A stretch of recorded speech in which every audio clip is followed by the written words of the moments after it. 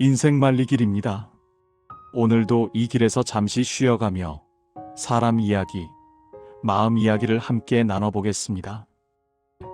모임이 끝났습니다. 밥도 먹고 사진도 찍고 단체 채팅방엔 하트 이모티콘까지. 겉으로 보면 아주 좋은 자리였습니다. 그런데 집에 와서 현관에 서 있는데 갑자기 이런 생각이 들었습니다. 이상하다. 왜 이렇게 기분이 나쁘지?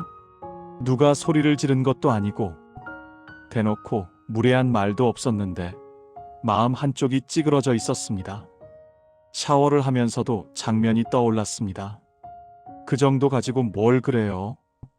그런 성격이니까 그렇지 원래 다 그런 거예요. 다 웃으면서 한 말이었지만 이상하게 웃으면서 듣고 있던 내가 제일 바보가 된 느낌이었습니다. 전화가 와도 받기 싫고 채팅방 알림이 울려도 열어보고 싶지 않았습니다. 그리고 마음속에서 이런 문장이 조용히 떠올랐습니다. 아, 저 자리에서 제일 만만한 사람이 나였구나. 정확히 뭐가 문제였는지는 설명이 안 되지만 단 하나는 또렷했습니다. 그날 이후로 내가 나를 조금씩 더 작게 여기고 있다는 것. 그리고 스스로에게 이렇게 말하게 됩니다. 그래, 다음엔 그냥 안 나간다. 그런데 생각해보면 좀 이상합니다. 똑같은 상황을 겪었는데도 사람마다 마음에 남는 무게가 전혀 다릅니다. 어떤 사람은 집에 와서 장면이 떠올라 잠이 안 오고, 어떤 사람은 지나갔네 하고 이불 덮고 편안하게 잠이 듭니다. 싸움으로 번진 것도 아니고 누가 크게 잘못한 것도 아닌데 느낌은 이렇게까지 달라집니다. 이 차이는 어디에서 시작될까요?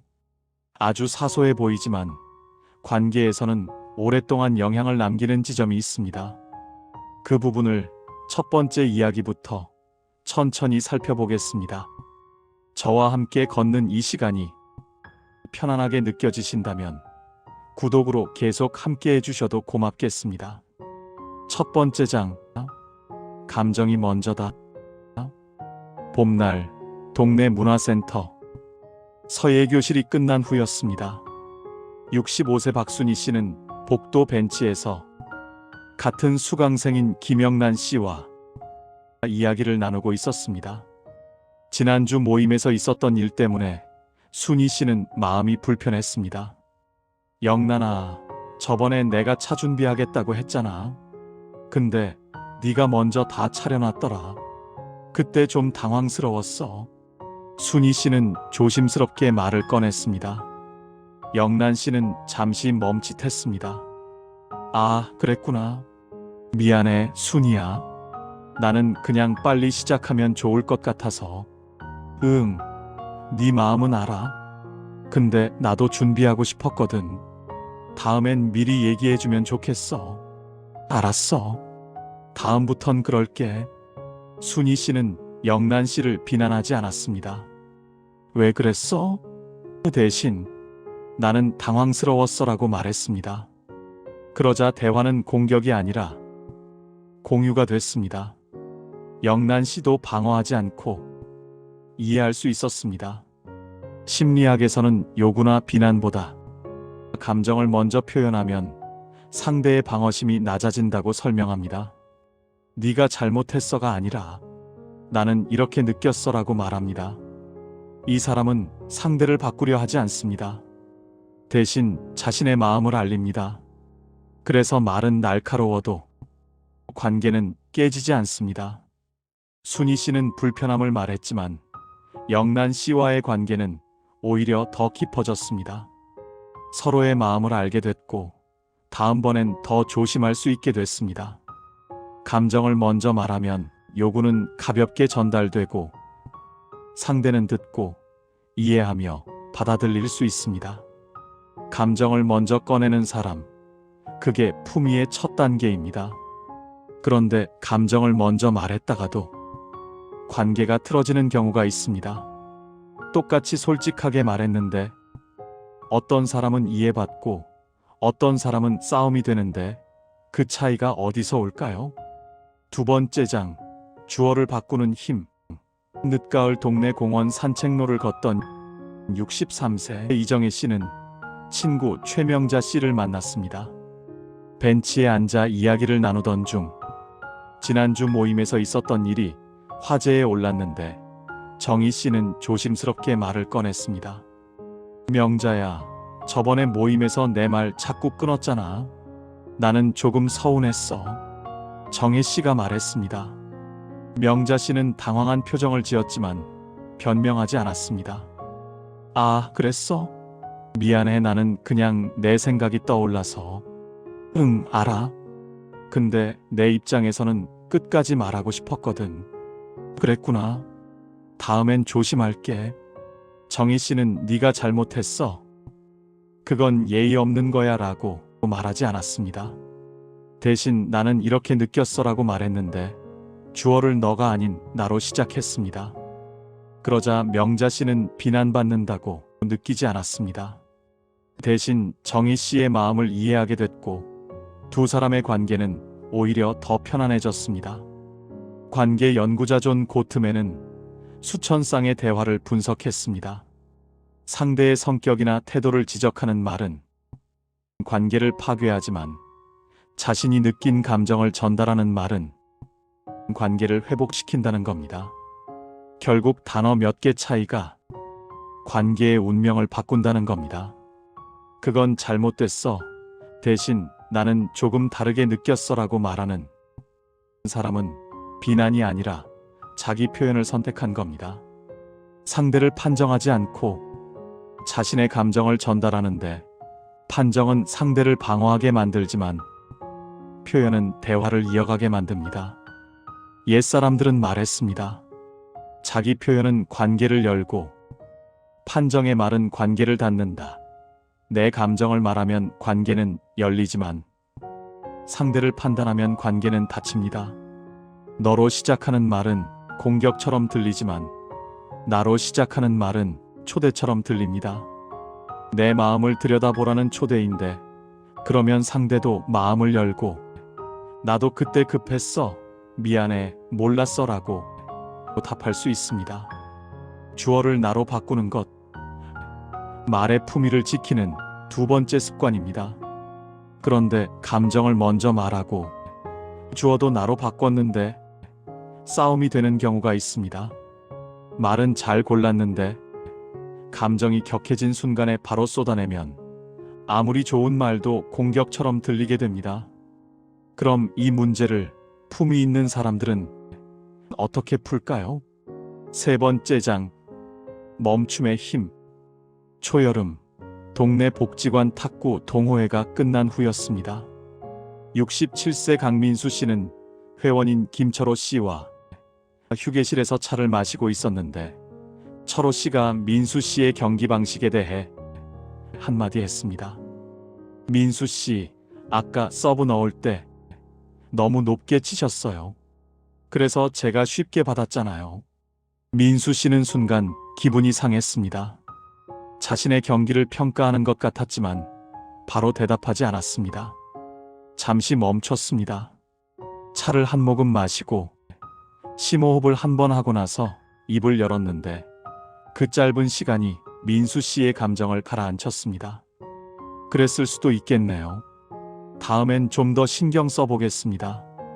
철호 씨는 민수 씨의 반응에 안심했습니다. 민수 씨가 화를 내지 않았고 차분하게 받아들였는데 민수 씨도 마음이 편해졌습니다. 즉시 반응했다면 감정적으로 대응했을 텐데 한 박자 늦췄더니 냉정하게 대처할 수 있었습니다. 많은 분들이 바로 이 지점에서 갈립니다. 신경과학자 데니얼 시겔의 연구에 따르면 자극과 반응 사이에 짧은 시간이라도 멈춤을 두면 감정 폭발을 크게 줄일 수 있다고 합니다. 기분 상해도 바로 답하지 않고 잠시 멈추는 사람은 회피가 아니라 자기 조절을 선택한 겁니다. 이 침묵은 도망이 아니라 잠시 자신의 감정을 정리하는 시간인데 그러면 말이 달라집니다. 감정에 휘둘리지 않고 생각한 대로 말할 수 있습니다. 즉흥적으로 뱉은 말은 나중에 후회하게 만들지만 멈추고 생각한 말은 무게가 있습니다.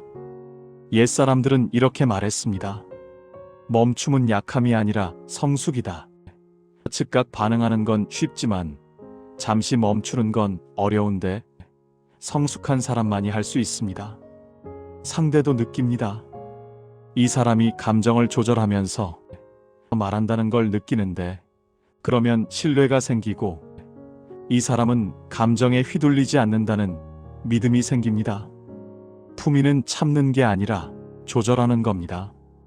감정을 억누르는 게 아니라 시간을 두고 정리하는 것. 그 짧은 멈춤이 관계를 지키는 세 번째 비결입니다. 그러나 여기까지 다 잘했는데도 관계가 불편해지는 순간이 있습니다. 이럴 땐 어떻게 해야 할까요? 네 번째 장. 짧고 분명한 선. 동네 시장 입구 카페에서 61세 윤미숙 씨는 오랜 친구 장순옥 씨를 만났습니다. 순옥 씨가 부탁을 하나 했는데 미숙 씨는 그날 다른 약속이 있었습니다. 미숙아, 다음 주 토요일에 우리 손주 돌잔치가 있는데 와줄 수 있어? 미숙 씨는 거절하기가 조심스러웠습니다. 순옥 씨가 서운해할까봐 걱정됐지만 미숙 씨는 분명하게 말했습니다. 순옥아, 그날은 어렵겠어. 아, 그래? 왜? 무슨 일 있어? 다른 약속이 있어서.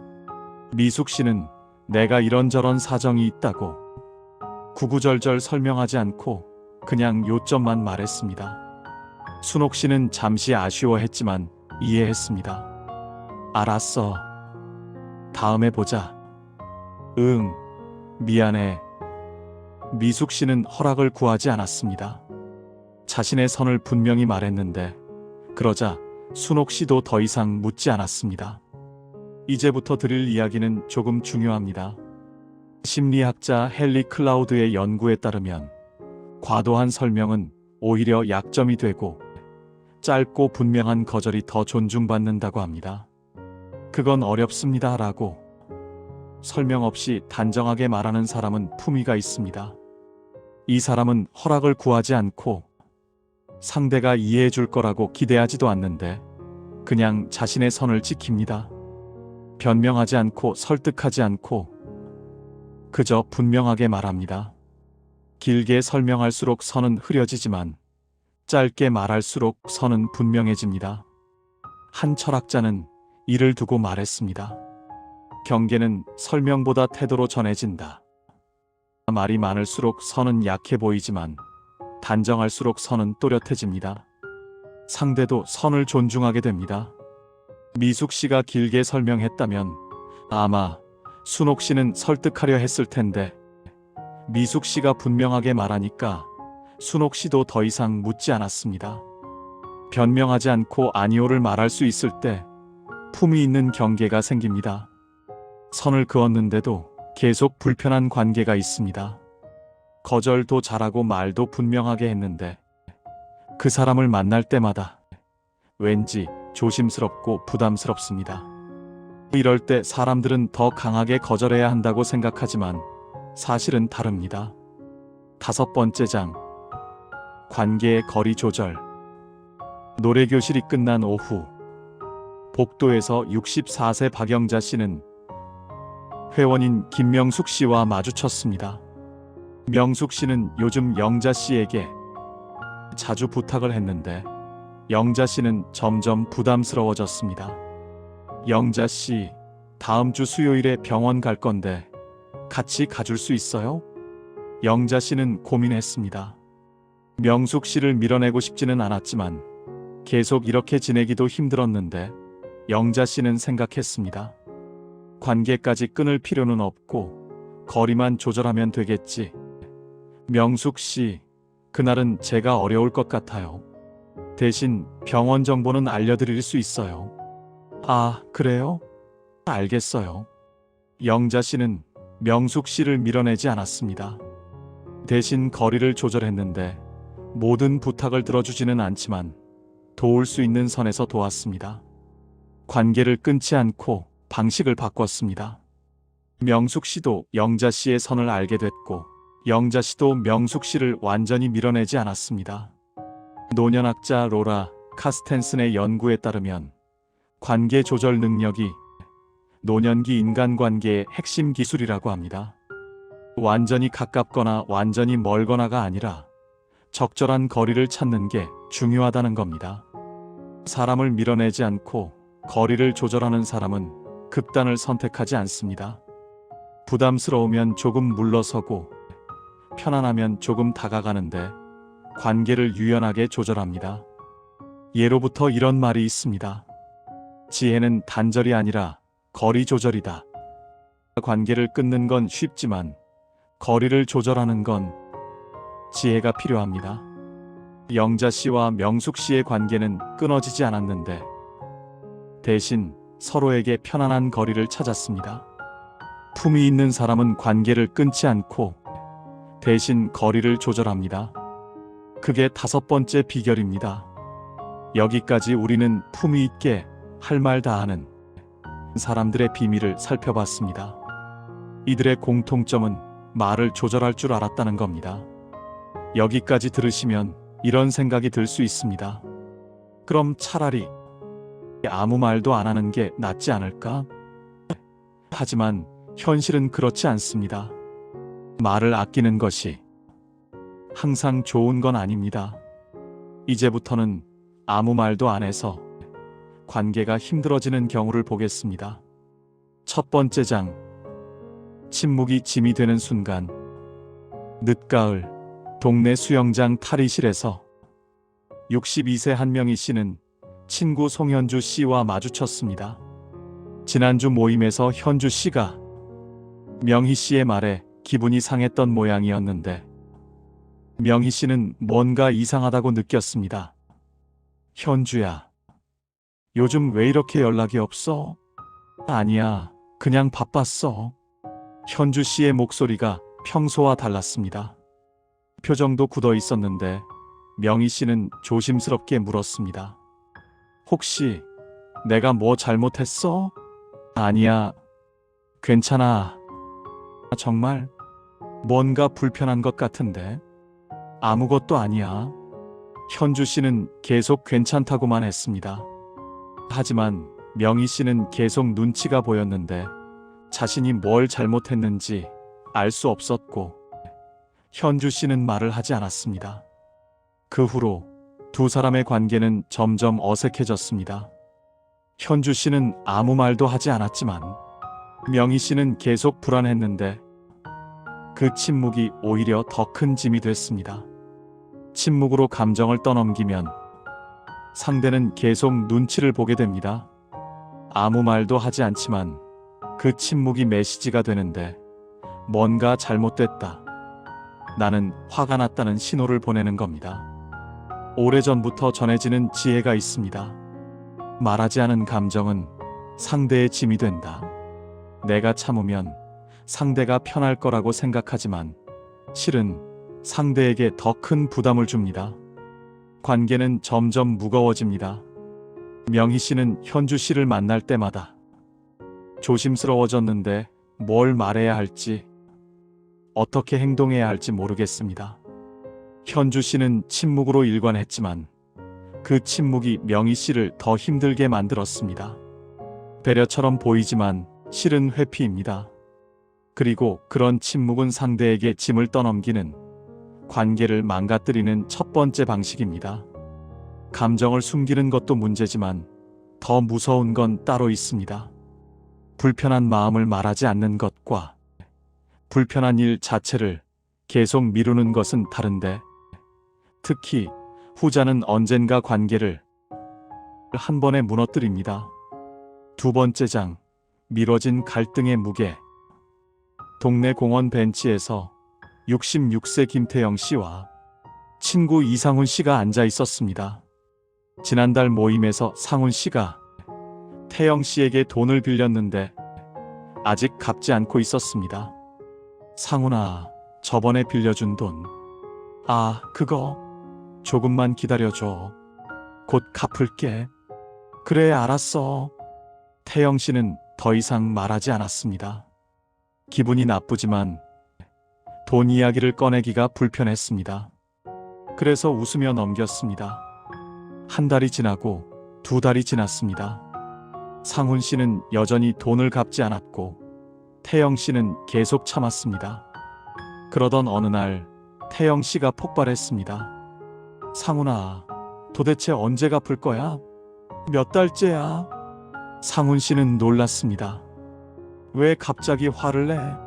조금만 기다리라고 했잖아. 조금이 몇 달이야? 두 사람은 언성을 높였고 관계는 틀어졌습니다. 미국의 갈등 연구자 존 고트맨은 갈등 회피와 관계 악화를 연구했습니다. 갈등을 미루면 문제가 해결되는 게 아니라 더 크게 돌아온다는 결과를 발표했습니다. 문제를 웃어넘긴다고 해결되는 건 아닙니다. 관계는 깊어지지 않습니다. 태영 씨와 상훈 씨는 서로 불편한 이야기를 하지 않으려 했습니다. 그래서 겉으로는 좋게 지내는 것처럼 보이지만 진짜 가까워지지는 못했습니다. 불편함을 함께 마주하지 않았기 때문에 말하지 않는다고 문제가 사라지지 않습니다.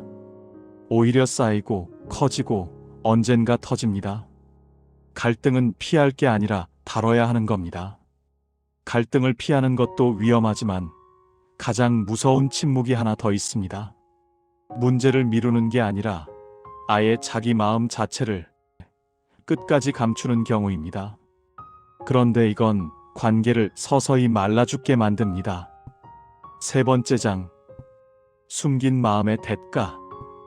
어느 봄날 동네 카페에서 63세 윤미경 씨와 요가 교실 친구 최진아 씨가 차를 마시고 있었습니다. 미경 씨는 요즘 진아 씨와의 관계가 불편했는데 조심스럽게 말을 꺼냈습니다. 진아야, 요즘 우리 사이가 좀 어색한 것 같지 않아? 그래? 나는 괜찮은데. 진아 씨는 웃으며 말했습니다. 하지만 미경 씨는 느꼈는데 진아 씨가 무언가 숨기고 있다는 걸 느꼈습니다. 예전처럼 편하게 웃지 않았고 말수도 줄었습니다. 진아야, 혹시 내가 뭐 잘못한 거 있어? 아니야, 괜찮아. 정말? 응, 진짜 괜찮아. 진아 씨는 계속 괜찮다고만 했습니다. 하지만 그 후로 만남이 점점 줄었는데 연락도 뜸해졌고 미경 씨는 이유를 몰랐습니다. 진아 씨는 끝까지 괜찮다고 했으니까요. 그렇게 두 사람은 자연스럽게 멀어졌는데 어떤 싸움도 없었지만 관계는 끝났습니다. 심리학자 제임스 펜베이커의 연구에 따르면 감정을 지속적으로 억압하면 관계 소진이 가속화된다고 합니다. 참는 동안 마음은 점점 지쳐가고 결국 관계에서 발을 빼게 되는 겁니다. 늘 괜찮다고 말하지만 속은 쌓여가는 사람은 자신의 마음을 끝까지 숨깁니다. 불편해도 참고 서운해도 넘어가고 화가 나도 웃는데 상대를 배려하는 것처럼 보이지만 실은 회피입니다. 자신의 감정을 마주하지 않으려는 겁니다. 그러는 동안 마음속에는 응어리가 쌓이는데 그 응어리가 결국 관계를 끝냅니다. 누군가 이런 말을 남겼습니다. 숨긴 마음은 언젠가 등을 돌린다. 감정을 숨기면 당장은 괜찮아 보이지만 결국 관계는 끝납니다. 말하지 않으면 이해받을 수 없는데 상대는 내 마음을 모르고 나는 상대를 원망하게 됩니다.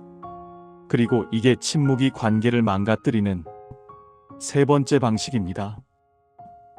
가장 조용하지만 가장 확실하게 관계를 끝내는 방식입니다. 오늘 우리는 두 가지 유형을 살펴봤습니다. 품위 있게 할 말 다 하는 사람과 아무 말도 안 했는데 관계가 불편해지는 사람. 차이는 간단했습니다. 전자는 감정을 먼저 말하고 주어를 나로 바꿨으며 한 박자 늦추고 서는 짧게 말하고 거리를 조절했습니다. 후자는 침묵으로 감정을 떠넘기고 갈등을 미루고 마음을 끝까지 숨겼는데 배려처럼 보였지만 실은 회피였습니다. 결국 관계를 지키는 건 말을 많이 하느냐, 적게 하느냐가 아니었습니다.